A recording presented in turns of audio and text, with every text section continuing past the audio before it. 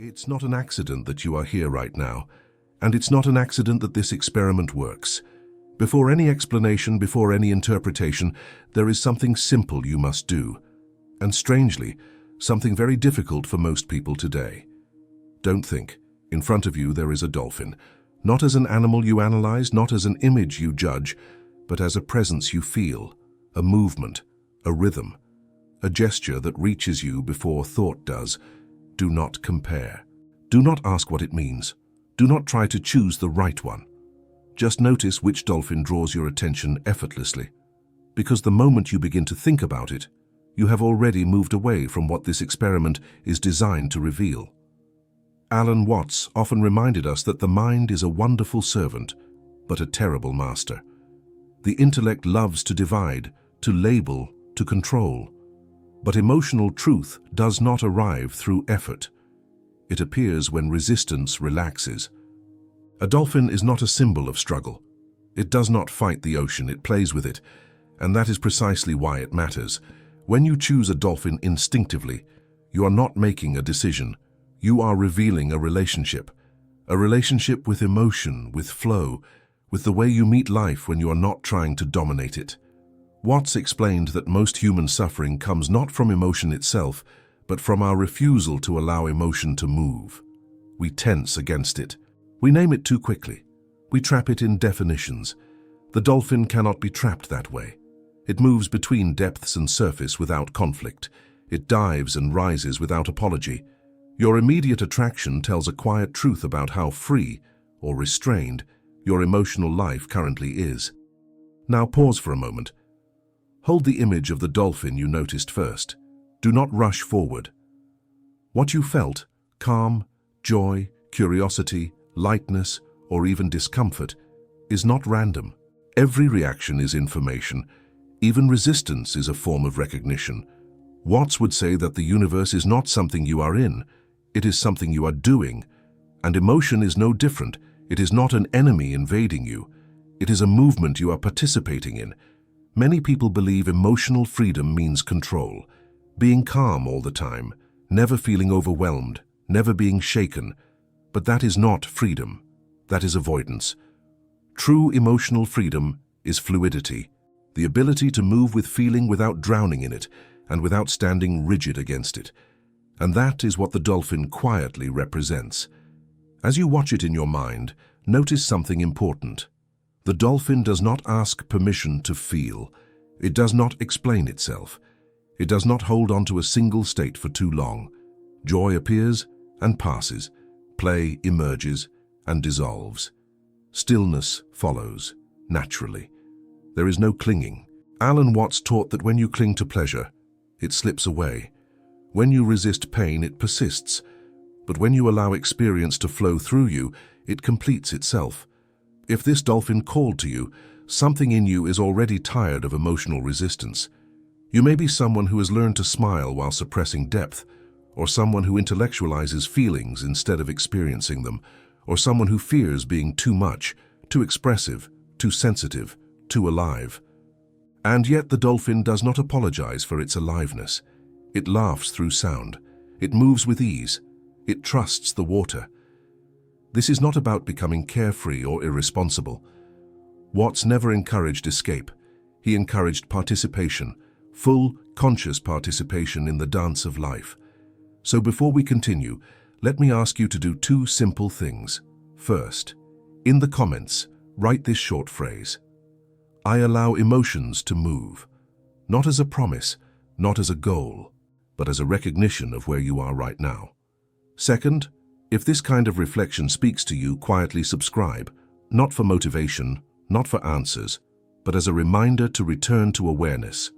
In the next part, we will explore what your choice of dolphin reveals about how you relate to joy, vulnerability, and emotional flow, and where resistance may still be shaping your inner world without you realizing it. For now, stay with the image. Let it move, and do nothing else. Now let us look more closely, not by analyzing, but by noticing.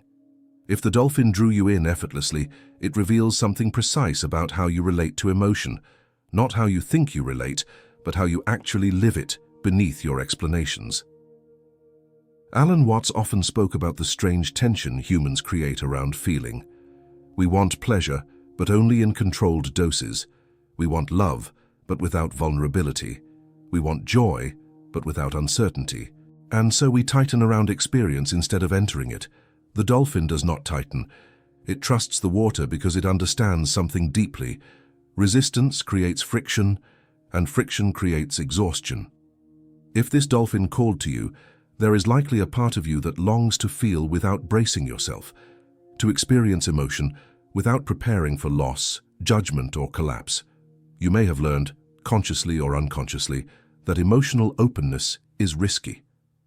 That if you feel fully, you might lose control. That if you allow joy, it will be taken away. That if you express yourself freely, you might be misunderstood. So you learn to manage emotion instead of moving with it. Watts would say, this is where suffering quietly begins. Not because emotion is dangerous, but because control interrupts its natural rhythm. Emotion, like a wave, wants to rise, crest, and dissolve. When you interrupt that movement, it stagnates. The dolphin reminds you that emotional freedom is not emotional intensity.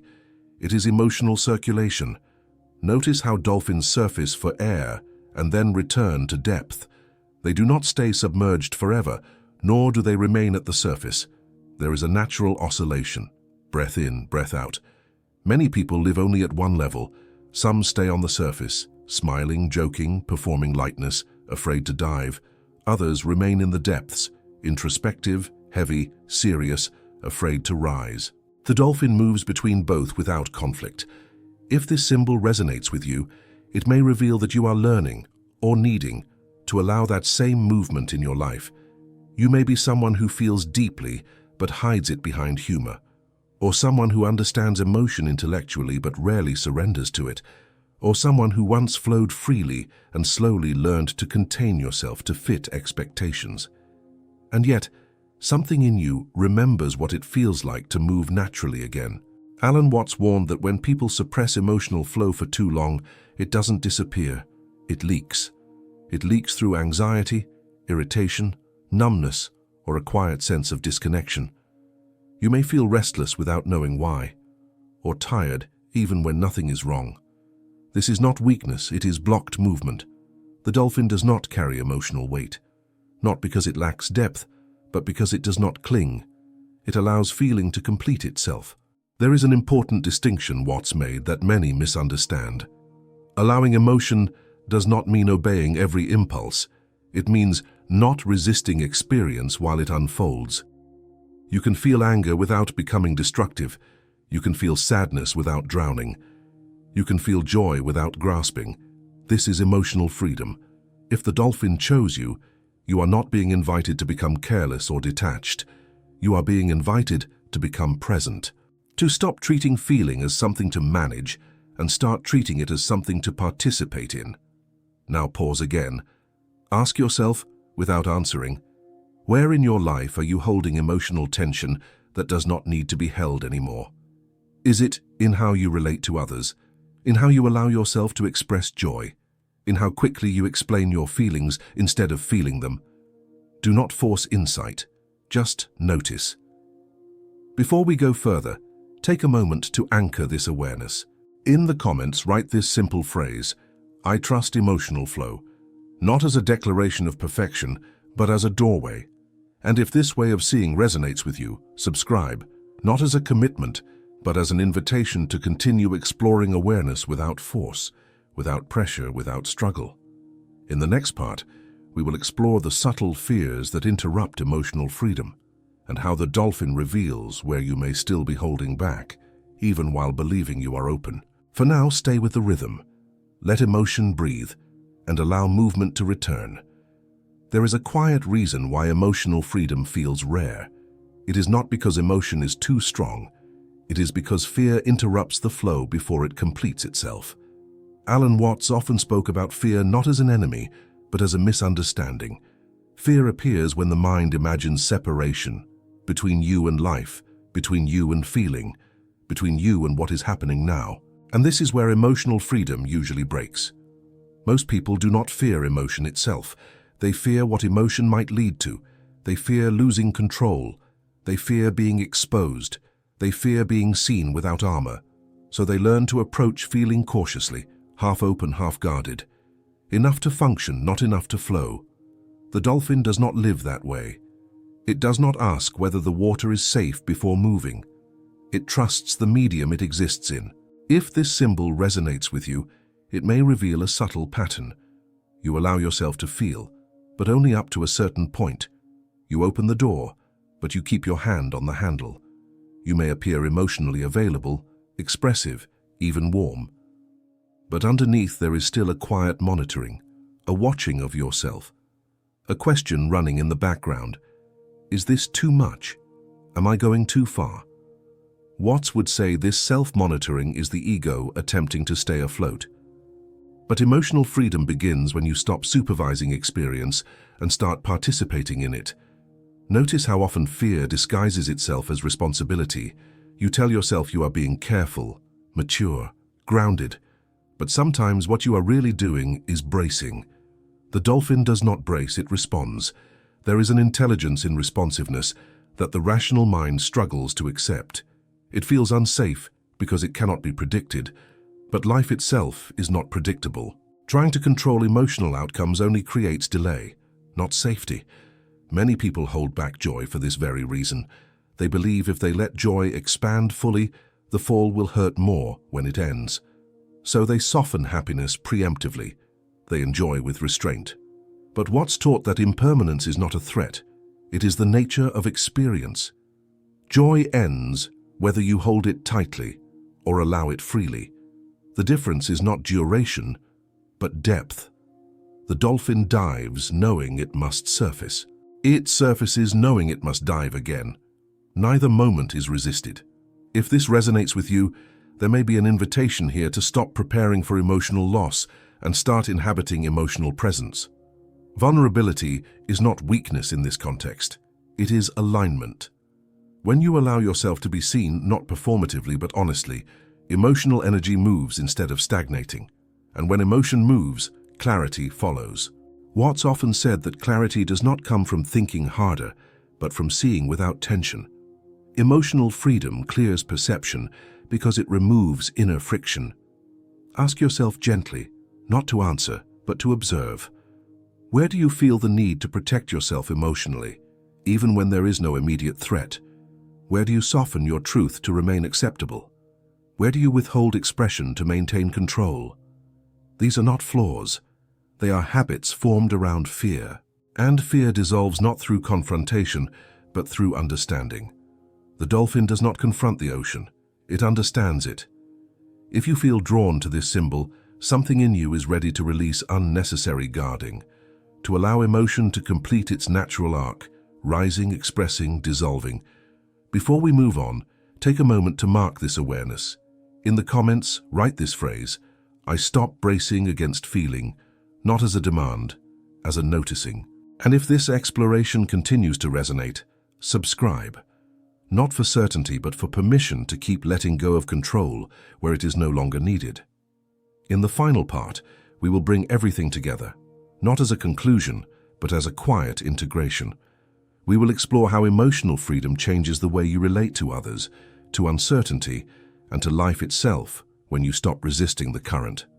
For now, do nothing. Let awareness float, let feeling move, and allow the water to carry you. Now everything can settle, not into conclusions, not into answers, but into understanding. Alan Watts often reminded us that the purpose of awareness is not to fix life, but to see it clearly. And when you see clearly, much of what felt heavy simply loosens on its own. Emotional freedom does not arrive as a dramatic breakthrough. It arrives quietly, as the absence of unnecessary tension. If the dolphin chose you, what it revealed was not a personality, but a relationship. A relationship with feeling, with uncertainty, with movement. You begin to notice how different life feels when you stop holding it so tightly. When you no longer brace for emotion, it no longer needs to shout. When you no longer resist vulnerability, connection becomes simpler.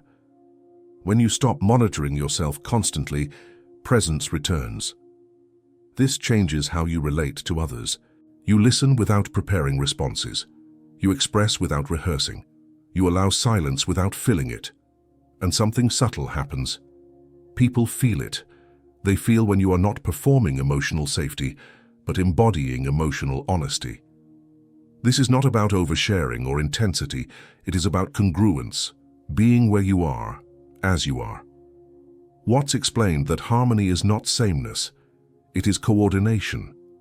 Emotional freedom allows you to coordinate with life instead of colliding with it. You stop asking, "How should I feel?" and begin asking, "What is actually happening right now?" From this place, emotion becomes information, not identity. Feeling passes through you instead of defining you. Joy does not inflate you. Pain does not shrink you. You become fluid. The dolphin does not try to be fearless. It simply does not imagine danger where there is none. Much of what restricts emotional freedom is imagined consequence. Stories about what might happen if you allow yourself to feel fully. But stories dissolve in direct experience. Life is always happening now. Emotion is always happening now. And when you are fully here, there is surprisingly little to fear. This does not mean life becomes easy. It means life becomes honest. You feel what you feel, and because you do, it moves. It completes itself. That is freedom. Not the absence of emotion, but the absence of resistance. So take this with you quietly.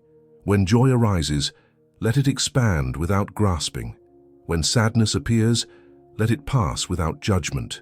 When fear surfaces, meet it with curiosity instead of control. This is not a technique, it is an orientation. Before you go, anchor this awareness one last time. In the comments, write this simple phrase: "I move with life," not as an affirmation, as a recognition. And if this way of seeing resonates with you, if it feels like relief rather than effort, subscribe. Not to follow a path, but to keep remembering that you are already in the current. You do not need to swim harder. You do not need to escape the water. You only need to stop fighting what is already carrying you. And like the dolphin, you may discover that freedom was never something to achieve, only something to allow.